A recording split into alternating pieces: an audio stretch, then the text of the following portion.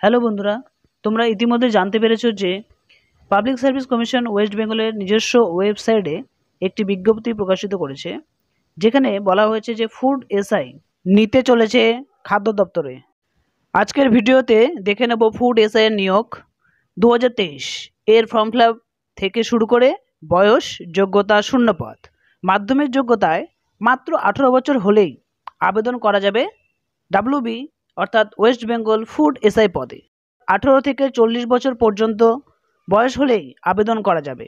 এছাড়া এসসিদের 5 বছর এবং ওবিসিদের যেরকম 3 বছর থাকে বয়সে ছাড় আছে। তাহলে এবার দেখে নাও যে form fill up step by step কীভাবে করতে হবে। দেখো, তোমরা দুটি ওয়েবসাইট আমি তোমাদেরকে দিয়ে দিয়েছি। এই ওয়েবসাইটে ক্লিক করলে তোমাদের এরকম একটা পেজ খুলবে। সবার প্রথমে তোমাদের রেজিস্ট্রেশন করতে হবে। এবার রেজিস্ট্রেশনে ক্লিক করলে সবার প্রথমে এরকম একটি পেজ খুলবে এবং প্রথমে দেখো লেখা আছে রেজিস্ট্রেশন ফর। ওখানে ক্লিক করবে। সিলেক্ট অপশনে ক্লিক করলে এরকম লেখা আসবে competitive examination for recruitment to the post of sub inspector in the subordinate food and supply. এই যে ডান দিকে এখানে ক্লিক করবে। ক্লিক করার পরে তোমাদেরকে নিচে দেখো লেখা আছে মোবাইল নাম্বার দেবে। তারপরে দেখো তোমাদেরকে আমি দেখিয়ে দিচ্ছি। দেখো ফর্ম ফিল আপ কীভাবে করতে হবে তা আমি প্রত্যেকটা স্টেপ বাই স্টেপ দেখিয়ে দিচ্ছি। দেখো, প্রথমে ক্লিক করলে কম্পিটিটিভ এক্সামিনেশন ঘরটা পূরণ হয়ে যাবে। তারপরে তোমাদের মোবাইল নাম্বারটা দেবে। তারপরে দেখো লেখা আছে নিচে তোমাদের একটা ক্যাপচা কোড আছে 12+3 এরকম ধরনের বিভিন্ন ক্যাপচা আসবে, সেটা পূরণ করবে। পূরণ করে সেভ অ্যান্ড প্রসিডে ক্লিক করবে। এবার তোমরা নিচের দিকে দেখতে পাবে পাসওয়ার্ড এবং কনফার্ম পাসওয়ার্ড লেখা আছে। কিভাবে দেবে পাসওয়ার্ড দেখো, তোমাদেরকে একটা উদাহরণ হিসেবে দিয়ে দিয়েছি। প্রথম অক্ষরটা বড় হাতে দেবে, তারপরে 3টা অক্ষর দেবে ছোট হাতে, তারপরে @ দিয়ে তোমরা যে কোনো সংখ্যা বসিয়ে দেবে। এইভাবে তোমরা কনফার্ম পাসওয়ার্ডও তাই করবে। তোমরা যে পাসওয়ার্ডটা লিখছো সেই পাসওয়ার্ডটা তোমরা খাতায় একটা লিখে রাখবে, কারণ কিছুক্ষণ পরেই ফর্ম ফিল আপের সময়ই আইডি পাসওয়ার্ড দিয়ে কিন্তু তোমাদেরকে আবার লগ ইন করার সময় লাগবে।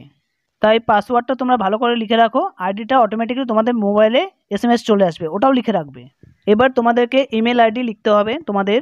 এবার কনফার্ম ইমেল আইডিটা দিয়ে দুবার কিন্তু ইমেল আইডিটা লিখতে হবে, প্রথমে একবার, তারপরে কনফার্ম করতে হবে। এরপরে তোমাদের সামনে এরকম একটি পেজ ওপেন হবে, যেখানে প্রথমে লেখা থাকবে যে ফার্স্ট নেম, মিডল নেম এবং লাস্ট নেম। তোমরা তোমাদের নাম লিখবে প্রথমে, যার মিডল নেম থাকবে সে মিডল নেম দেবে, আর যার থাকবে না সে দিবে না। তারপরে লাস্ট নেম দেবে, মানে টাইটেলটা। তারপরে কনফার্ম মোবাইল নাম্বার দেবে তোমরা। যে মোবাইল নাম্বারটা তোমরা দিলে সেই মোবাইল নাম্বারে একটা ওটিপি যাবে, সেই ওটিপিটা তোমরা ইনপুট করবে।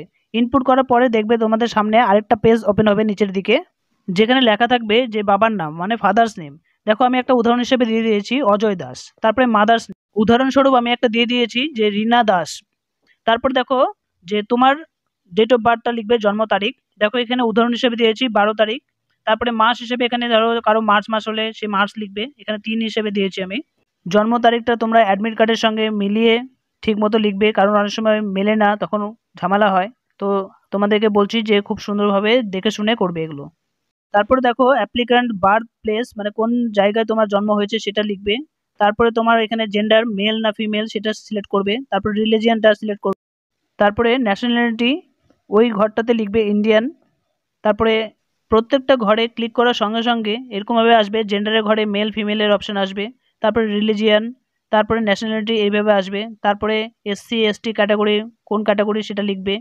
তারপরে SC/ST যারা, তাদের সার্টিফিকেটটা কোথা থেকে ইস্যু হয়েছে, যদি SDO হয় তাহলে সাব ডিভিশনাল অফিস, সেটাতে সেই ঘরটাতে ক্লিক করবে। আর যারা জেনারেল ক্যান্ডিডেটসের মধ্যে পড়ছে তারা তাদের জেনারেলের ঘরের পাশে দেখো একটা গোল দেওয়া আছে, সেই গোলটিতে ক্লিক করবে। তারপরে SC/ST OBC কোন রাজ্য থেকে সেই সার্টিফিকেটটা ইস্যু হয়েছে সেই রাজ্যের নাম সিলেক্ট করতে হবে। তারপরে তোমরা সার্টিফিকেটে দেখো লেখা আছে সাবকাস্ট, সেই সাবকাস্ট তোমাদের সিলেক্ট করতে হবে। এরপরে তোমরা তোমাদের সার্টিফিকেটটি কোন জেলা থেকে ইস্যু হয়েছে সেই জেলার নাম তোমরা সিলেক্ট করে তোমরা ক্লিক করবে। তারপরে তোমাদেরকে ডেট অফ ইস্যু, অর্থাৎ সার্টিফিকেটটি কোন ডেটে তোমাদের ইস্যু হয়েছে সেই ডেটটা সিলেক্ট করতে হবে এখান থেকে। এখানে তোমরা তাড়াহুড়ো করবে না। ডেট ইস্যু হয়েছে মানে তোমার সার্টিফিকেটটা কবে তোমার ইস্যু হয়েছে সেই মাসটার নাম লিখবে এখান থেকে সিলেক্ট করে। যেমন জানুয়ারি আছে, ফেব্রুয়ারি আছে, এখানে 12টা মাসের নাম, তার মধ্যে কোন মাসটিতে তোমার সার্টিফিকেটটা ইস্যু হয়েছে সেই মাসটা সিলেক্ট করবে। তারপরে সালটা সিলেক্ট করবে, তারপরে ডেটটা সিলেক্ট করবে, এগুলো যেন ভুল না হয়। তারপরে তোমরা নিচে দেখো লেখা আছে সার্টিফিকেট নাম্বার।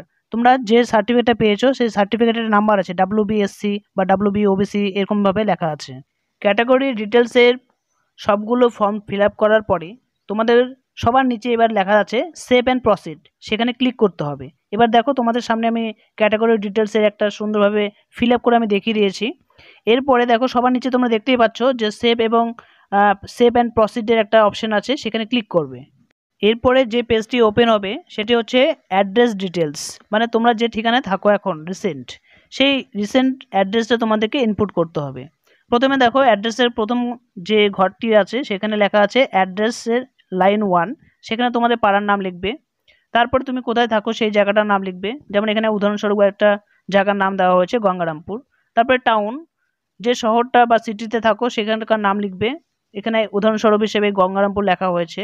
তারপরে যে যে রাজ্যে থাকে সেই রাজ্যের নাম লিখবে, স্টেটের নাম লিখবে তোমরা, যেমন আমি লিখেছি এখানে উদাহরণ হিসাবে ওয়েস্ট বেঙ্গল। তারপরে ডিস্ট্রিক্ট, মানে যে জেলায় তোমরা থাকো সেই জেলার নাম লিখবে। তারপরে পিনকোড, মানে সেই জেলার পিনকোড নাম্বারটা ইনপুট করবে। তারপরে দেখো ডান দিকে গোল করে দিয়েছি পার্সোনাল অ্যাড্রেসে ক্লিক করবে।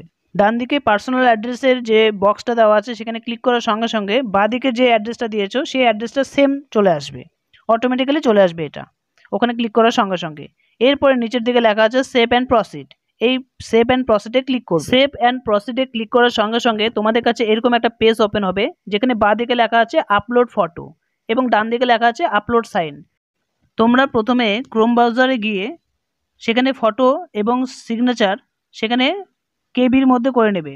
ফটোটা কত কেবির মধ্যে করবে দেখো দেওয়া আছে 3.2 × 4.5, অর্থাৎ ফটোটা করবে তোমরা 20 কেবি থেকে 100 কেবির মধ্যে, এবং তোমরা সিগনেচারটা করবে যে 10 থেকে 50 কেবির ভেতরে যেন থাকে।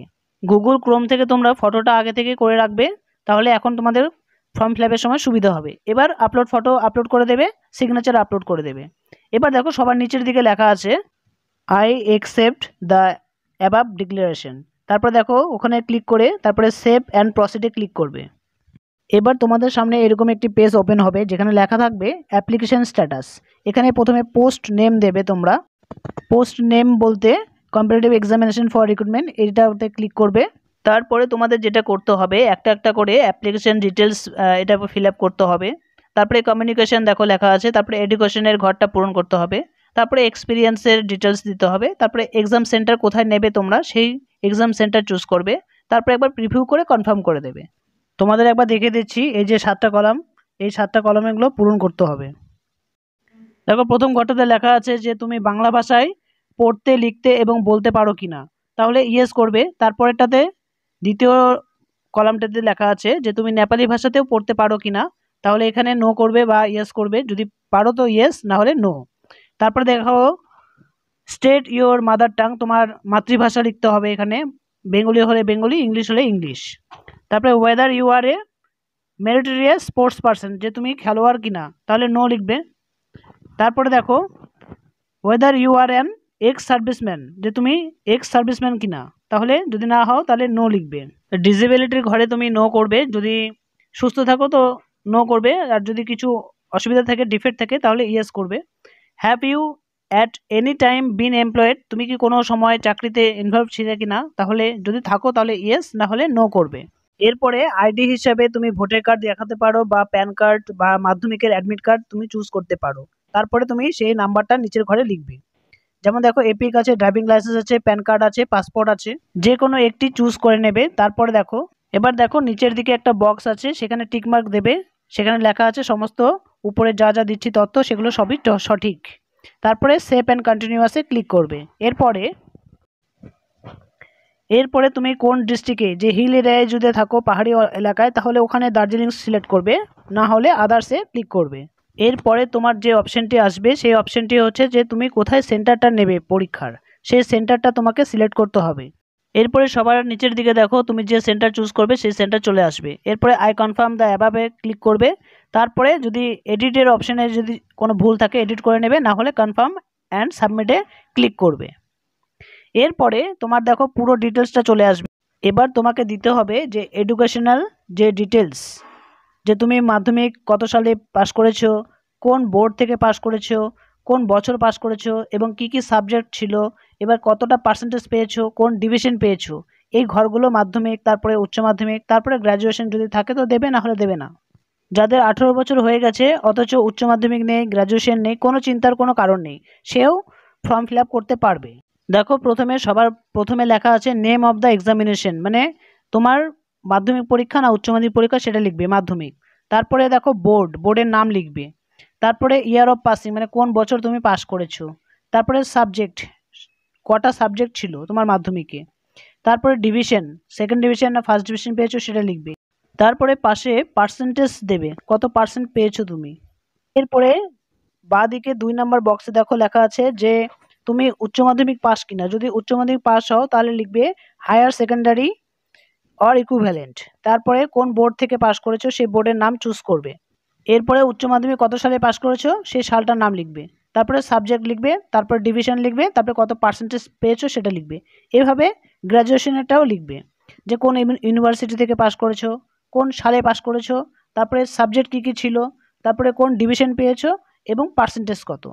এবার তোমরা দেখো ডিক্লারেশন যে ফর্মটা আছে নিচের দিকে, সবার নিচের যে বক্সটা আছে সেখানে টিক মার্ক দেবে।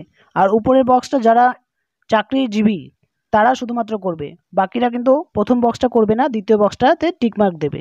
এরপরে দেখো নিচে আছে I agree that all the information provided here, যে বক্সটা আছে সেই বক্সে ক্লিক করবে। তারপরে তোমরা যদি এডিট করা থাকে করবে, না হলে ফাইনাল সাবমিশনের যে ঘরটি রয়েছে সবুজ রঙের সেই ঘরটিতে ক্লিক করবে। এবং ক্লিক করলে তোমরা দেখতে পাবে যে তোমাদের ফর্মটি সম্পূর্ণভাবে সাবমিট হয়ে গেছে এবং লেখা আসবে your application is submitted successfully. তোমরা যারা আমার চ্যানেলে নতুন, তোমরা আমার চ্যানেলটিকে সবার প্রথমে সাবস্ক্রাইব করে রাখো, তাহলে পরবর্তী ভিডিওগুলো সবার আগে তোমরা পেয়ে যাবে। সবাইকে ভিডিওটি দেখার জন্য অসংখ্য ধন্যবাদ। সবাই সুস্থ থেকো, ভালো থেকো।